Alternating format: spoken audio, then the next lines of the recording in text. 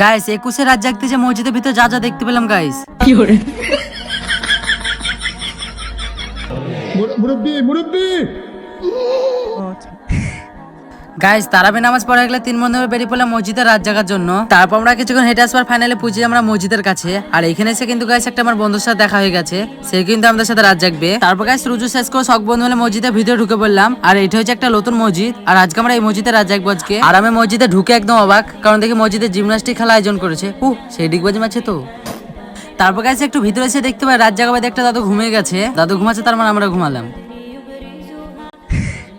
না না গাইস ঘুমালে হবে না, তাই ChatGPT কাছে সার্চ করে রাত জাগা সূরাগুলো পড়তে লাগলাম। তারপর গাইস সূরাটা পড়া হয়ে গেলে সব বন্ধু মিলে বাইরে এসে হালকা পাতলা মসজিদটা পরিষ্কার করতে লাগলাম। আর তোমরাও কি 21 রাতটা কে কে জেগেছো একটু কমেন্ট করে বলবা।